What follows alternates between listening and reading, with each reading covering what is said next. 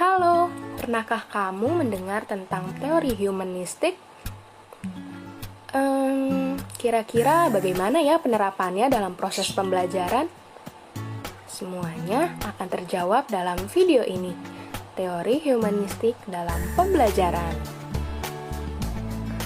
Setelah menyaksikan video ini, audiens diharapkan dapat memahami konsep teori belajar humanistik dan penerapannya dalam pembelajaran. Tahukah kamu apa sih teori belajar humanistik itu?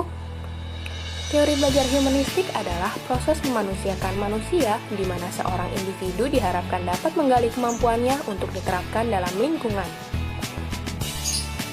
Berdasarkan teori Maslow, teori humanistik ini lebih mengedepankan motivasi untuk membantu mengembangkan potensi peserta didik secara penuh. Sedangkan menurut Rogers, teori humanistik ini membahas tentang belajar dan pembelajaran.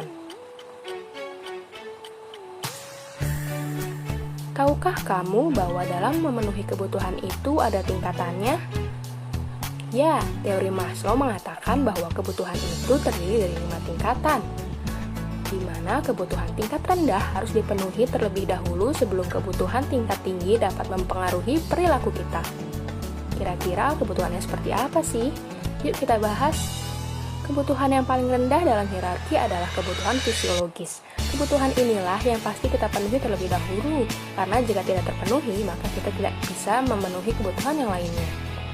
Setelah itu, kebutuhan yang harus terpenuhi adalah kebutuhan atas rasa aman yang dapat menyelamatkan kehidupan kita di masa sekarang dan masa yang akan datang.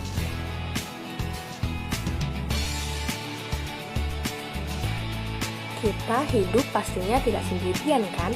Dan jika kita memerlukan hadirnya orang lain di sekitar kita, itu adalah hal yang wajar. Contohnya dalam hal membutuhkan rasa kasih sayang. Setelah melakukan banyak hal, tentu pastinya kita mengharapkan sesuatu yang lebih kan? Contohnya dalam mendapatkan reputasi atau nama baik atas apa yang sudah kita kerjakan.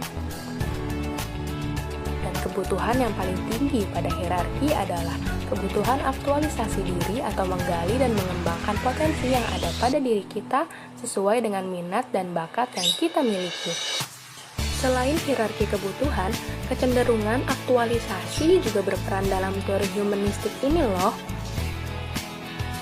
Kecenderungan ini adalah keinginan untuk memenuhi potensi yang kita miliki hingga mencapai tahap human beingness yang setinggi-tingginya. Dan kita memang ditakdirkan untuk berkembang dengan cara yang berbeda-beda sesuai dengan kepribadian yang kita miliki.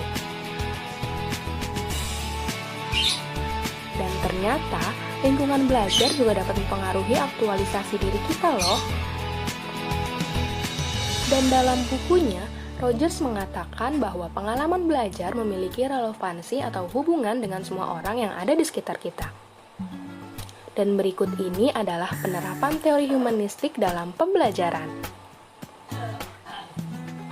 Yang pertama, guru dapat memberikan reward kepada peserta didik yang telah berhasil mengerjakan suatu hal agar peserta didik tersebut semakin semangat dalam pembelajaran. Yang kedua, peserta didik perlu dihindarkan dari tekanan lingkungan sehingga mereka akan merasa aman untuk belajar lebih mudah dan lebih bermakna. Yang ketiga, beri kesempatan kepada peserta didik untuk mengembangkan kemampuannya agar peserta didik mendapatkan pengalaman belajar. Dan yang terakhir, pendidik harus dapat memfasilitasi peserta didiknya dengan memberikan berbagai sumber belajar yang mendukung. Bagaimana? Sudah paham kan tentang materi ini? Untuk mengingatnya lagi, yuk kita simpulkan.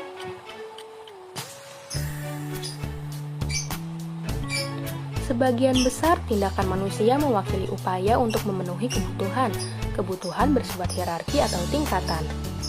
Maslow mengurutkan tingkatan kebutuhan menjadi 5 tingkatan, yaitu fisiologis, rasa aman, sosial, penghargaan, dan aktualisasi diri. Dalam pembelajaran, tugas utama guru yaitu bertindak sebagai fasilitator yang membangun suasana kelas menjadi lebih efektif.